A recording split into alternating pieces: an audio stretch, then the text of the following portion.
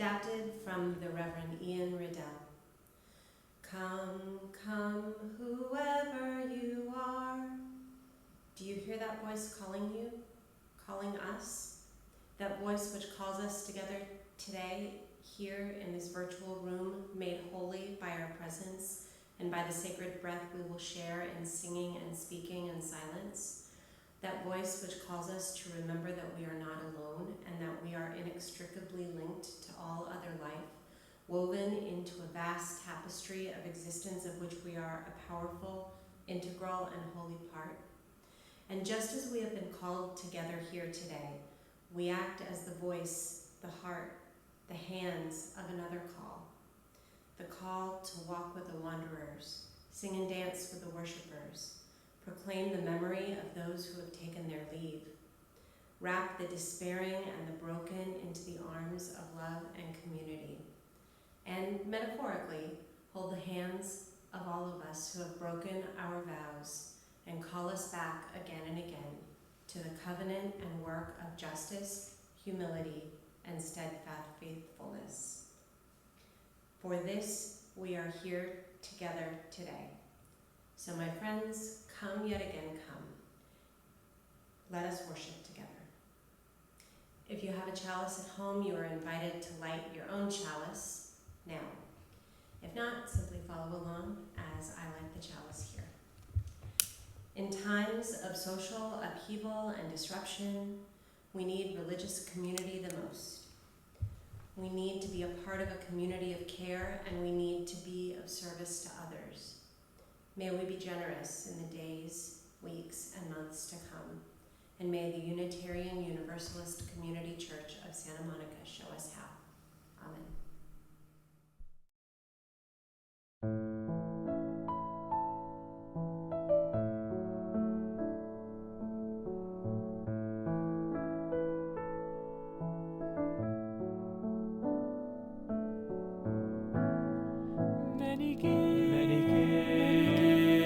One spirit, many songs, one voice, many reasons, one promise, many questions, one choice.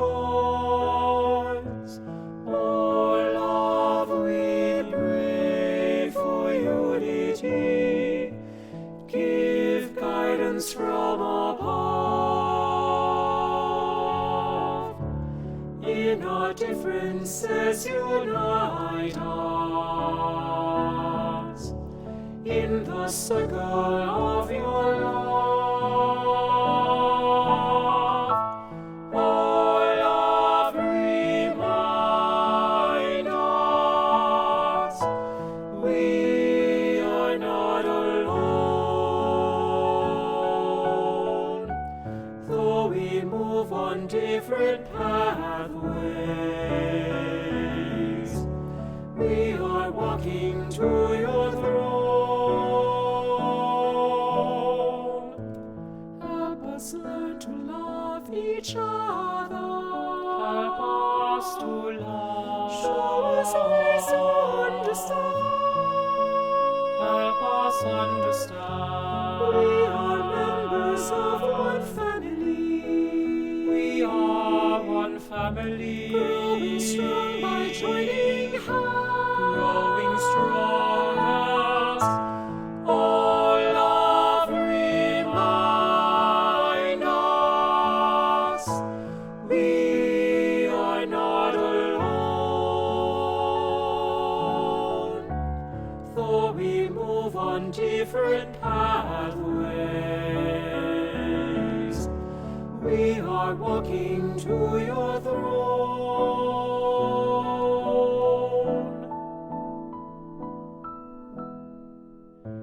Take our many ways of working, blend the colors of each soul into the beauty of a rainbow. Give us life, love,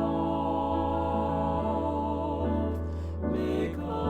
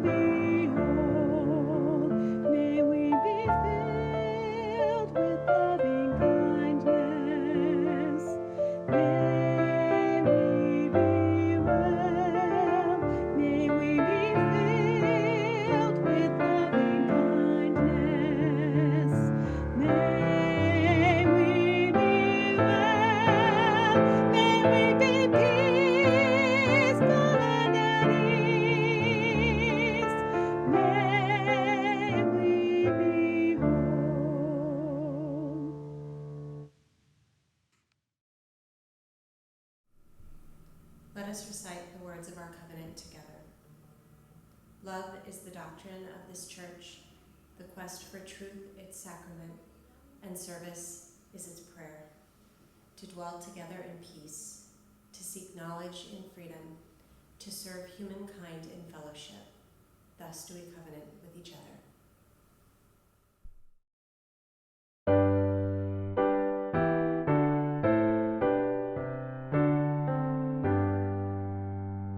From all that dwell below the skies, let songs of hope and faith arise. Let peace, goodwill on earth be sung through every land by every tongue.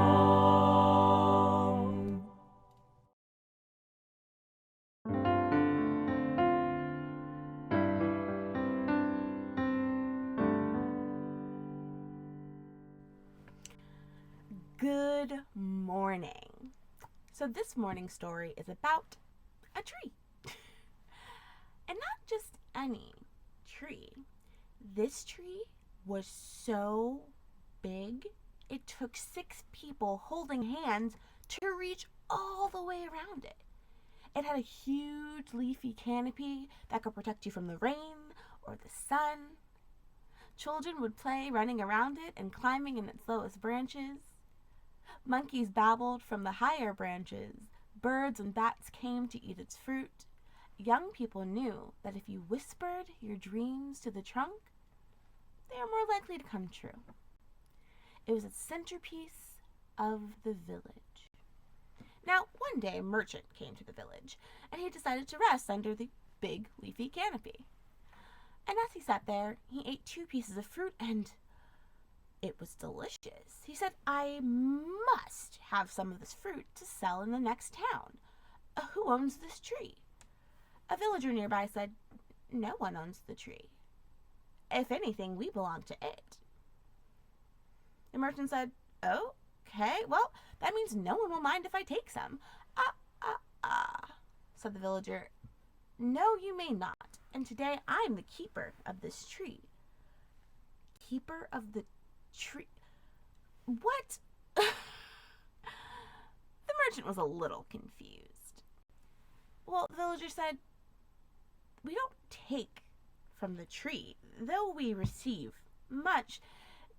This tree is where our ancestors have dreamed, where our fondest memories are. It's where we remember who we want to become. It is not just a tree."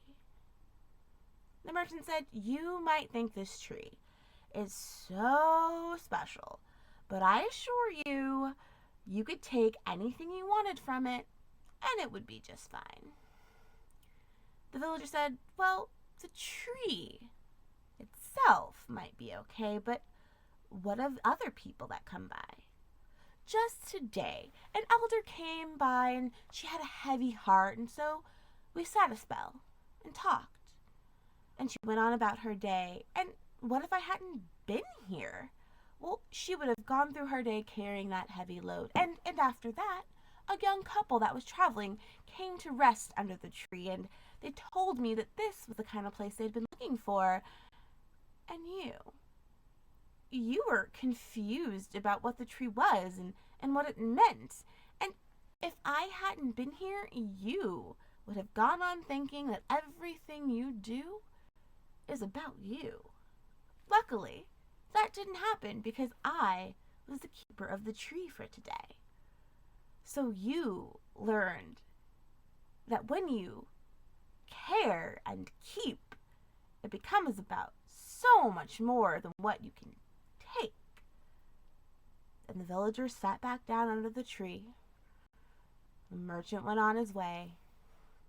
But he thought about it as he walked, and, a tune he hadn't thought of since he was a kid came to mind, and he whistled as he left the village, and he made sure to smile at everyone he passed, and he understood what it meant to be a keeper of the tree. because now he, in his own way, was a keeper of it as well.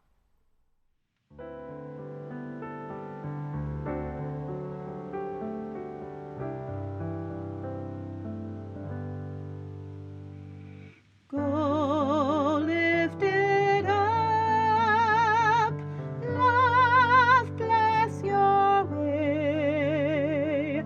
Moonlight, starlight, guide your journey into peace and the brightness of day.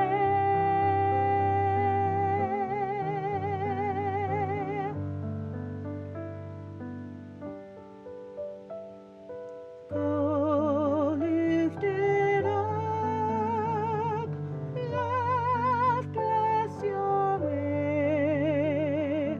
Moonlight, starlight, guide your journey into peace and the brightness of day.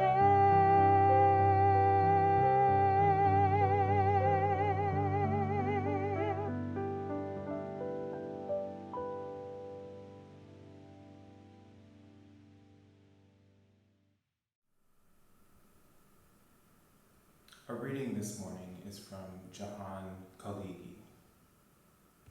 Slow down, find root amidst the change, listen to your dreams more closely. There may be images and stories there that can guide us. Huddle close with family. Allow yourself to feel the stress, the worry, the resistance, the fear. That which is felt changes. How do I dance with change? What does the ground feel like against my flesh? Can I take a breath? Not to calm myself down, but just because I can. To relish the fact that this breath comes into my lungs on its own accord. All the while, plans keep dropping off like the tip of a stick of burning incense. This intense pressure from news streams, this watershed moment.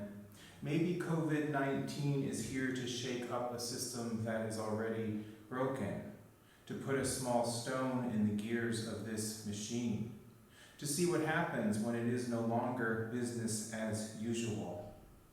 The great mythologist and storyteller Michael Meade reminds us that the meaning of apocalypse is not an end, but rather a loose end, a place from which the weaving begins again. Can I stay in place with the unraveling long enough to be woven into something unexpected? When social distancing becomes the mandate, where do I find connection? When external movement becomes restricted, what internal resources are wishing to be enlisted? During the Green Revolution in Iran, when martial law imposed curfews on the citizenry, ordinances passed to restrict groups from gathering in public. People took to their rooftops after sunset to sing resistance songs out into the collective night. What songs are ready to be sung? What demands need to be made? What acts of creative resistance are calling to be enacted?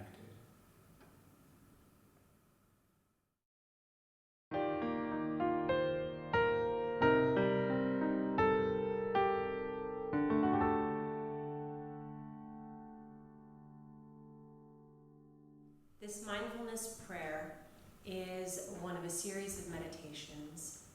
It's called a survival meditation by Nathan C. Walker. The following meditation will begin and end with the sound of the mindfulness bell.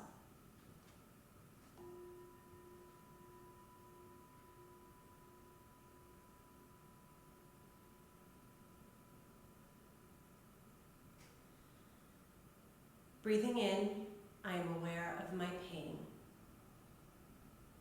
Breathing out, I am aware that I am not my pain. Breathing in, I am aware of my past. Breathing out, I am aware that I am not my past. Breathing in, I am aware of my anger. Breathing out, I am aware that I am not my anger. Breathing in, I am aware of my despair. Breathing out, I am aware that I am not my despair. Breathing in, I am aware of peace. Breathing out, I am aware that I am worthy of peace. Breathing in, I am aware of love. Breathing out, I am aware that I am worthy of love. Breathing in, I am aware of joy. Breathing out, I am aware that I am an agent of joy. Breathing in, I am aware of hope. Breathing out, I am aware that I am an agent of hope. Breathing in, I am aware.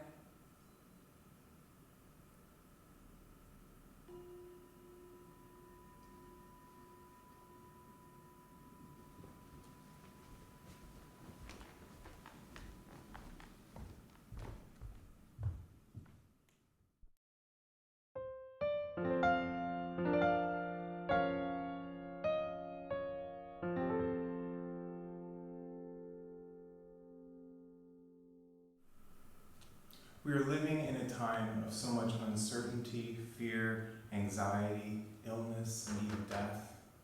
We are worried about our families, friends, neighbors, and people all around the globe. We are adjusting to schools and workplaces and sanctuaries being closed. Families adjusting to what it means to have to shelter in place. Relationships are being tested by new circumstances. Fears surround income and livelihood for many.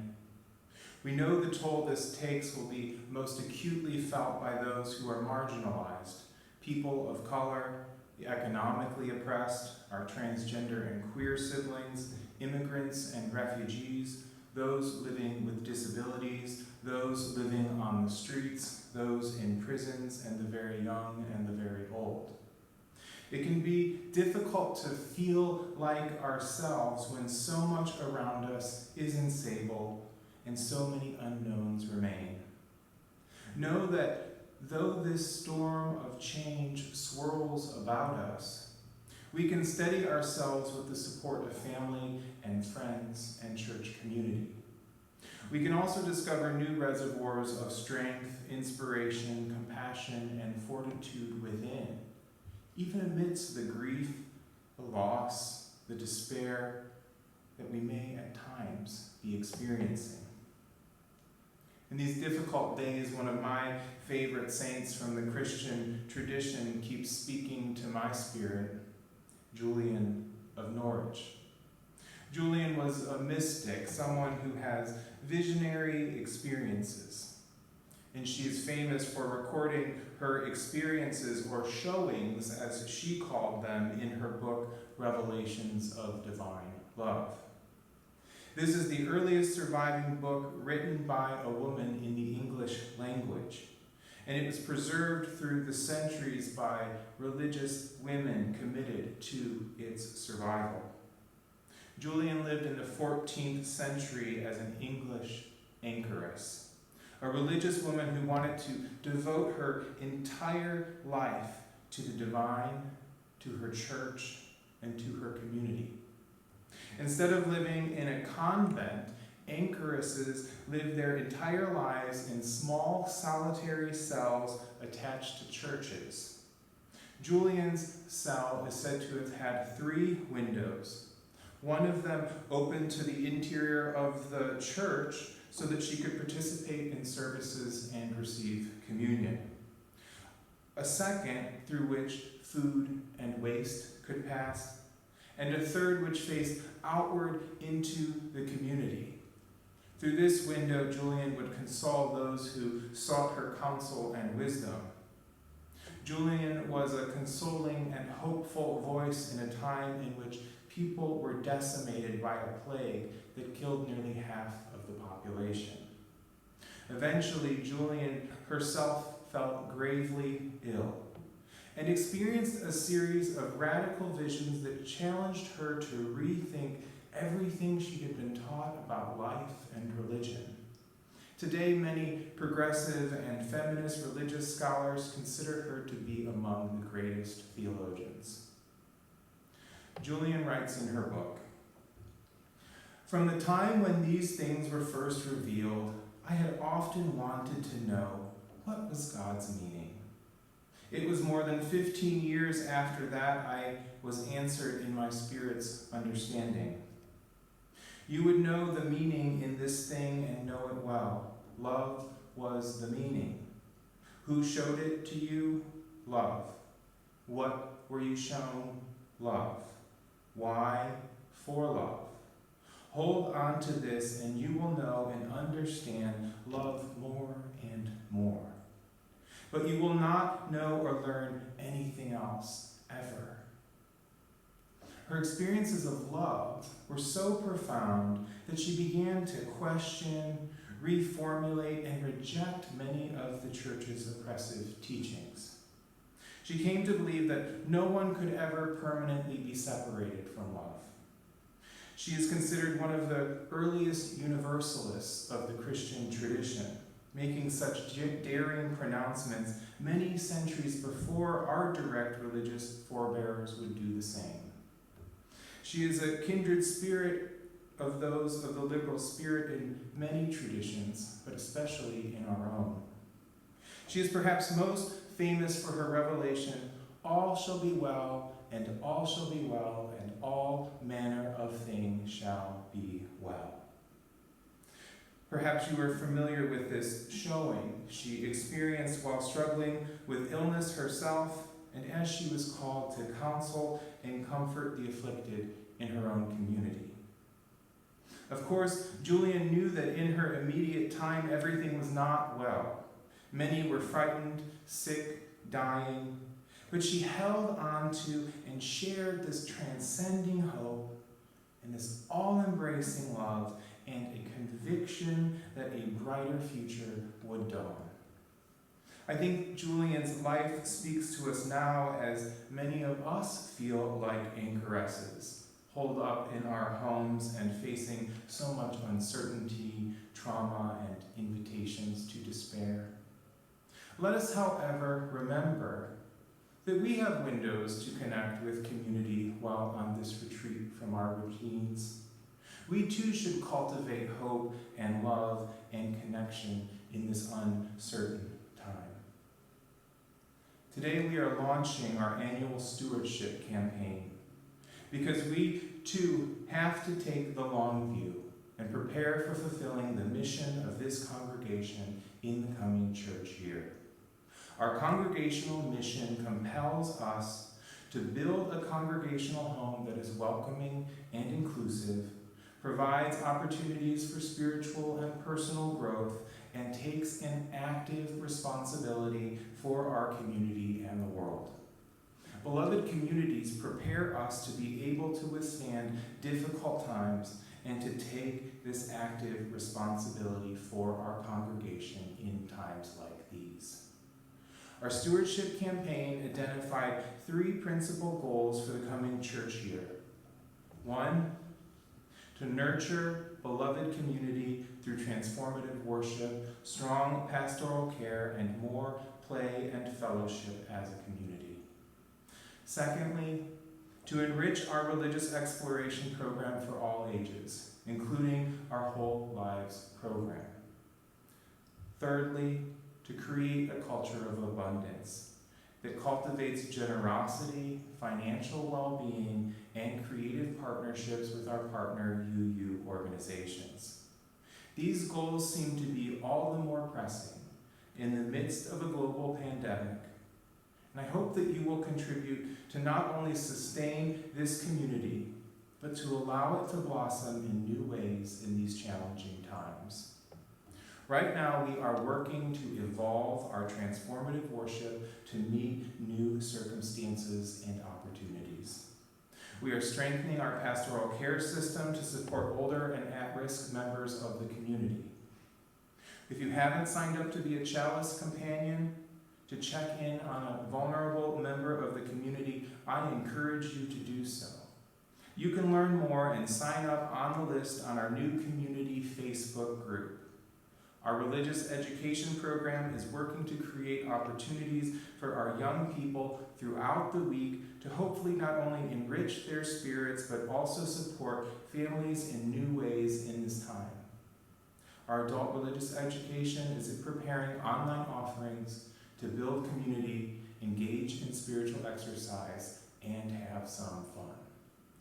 Our church is leading through a comprehensive and ongoing response to ever-emerging and often rapidly changing realities.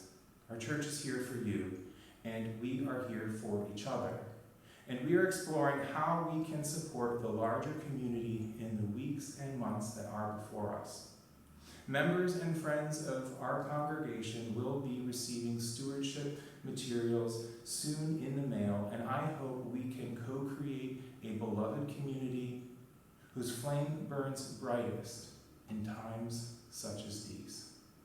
May it be so. Amen, and blessed be.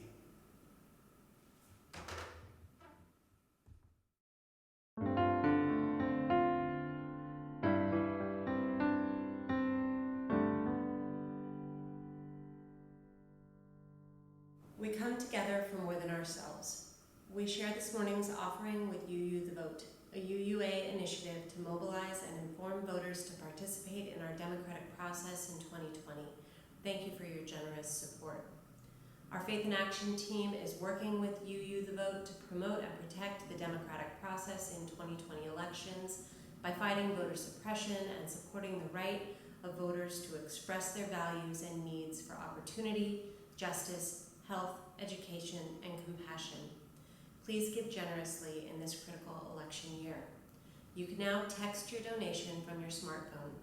Text 844-982-0209 with the amount you'd like to donate and GCC in the body of your text, for example, 20 GCC. The first time you give, you'll be asked to register. That number again is 844-982-0209. Thank you.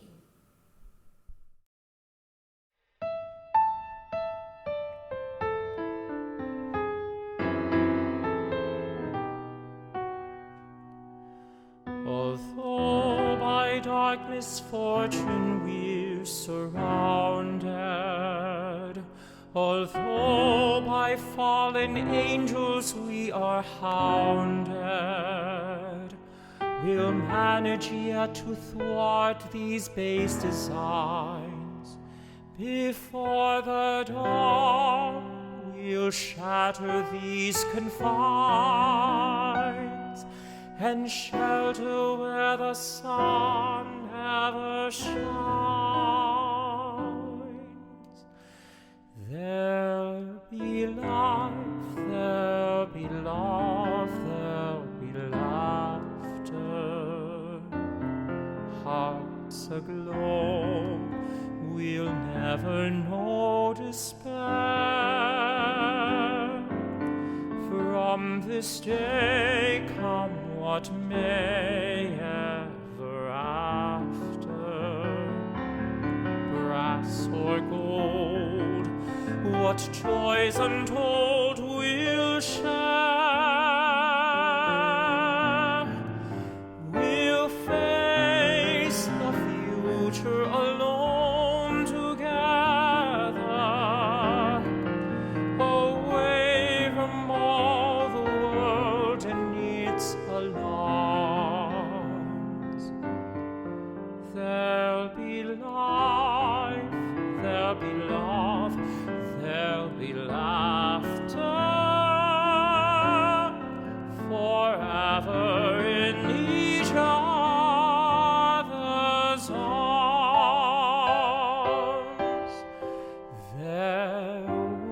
was love, there was love, there was laughter.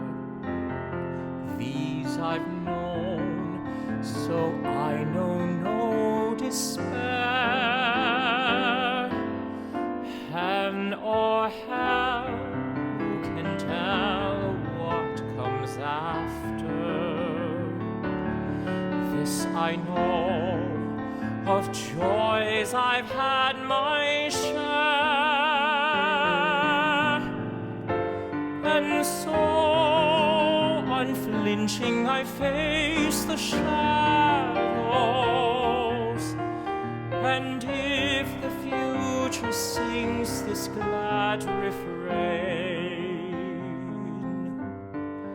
I lived life, I loved love, I loved laughter. I've not loved or lived or laughed in vain.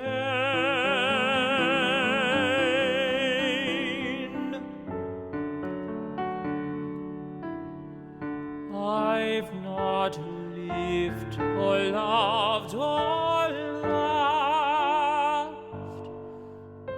so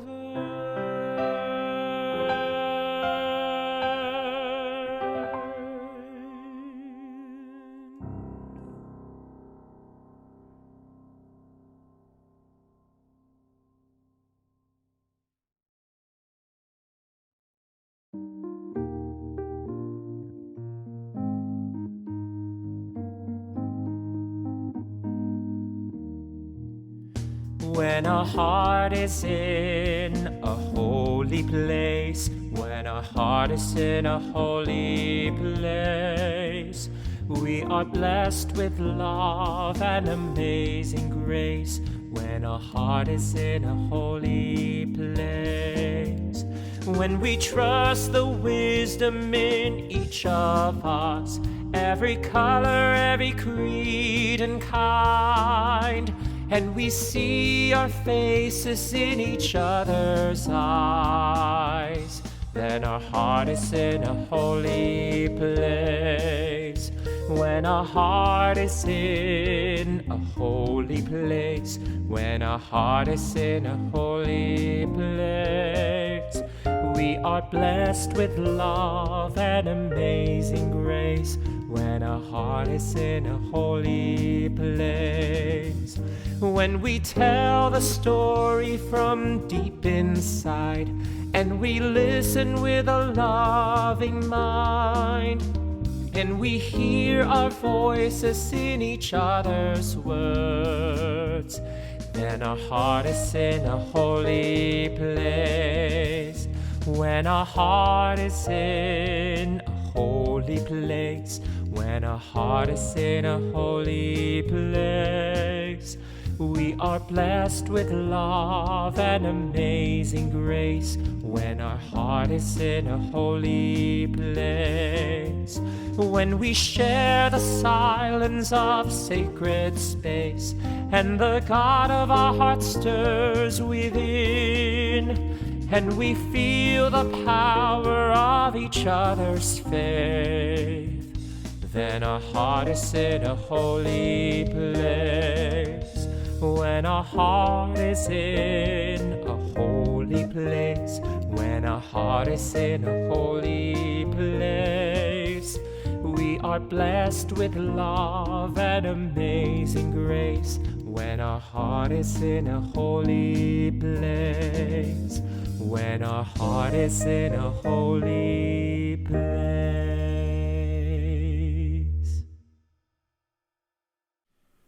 In the days ahead, may you cultivate peace, hold fast to that which is good, return to no person evil for evil, strengthen the faint of heart, support the weak, help the afflicted, honor all beings. Be blessed and be a blessing.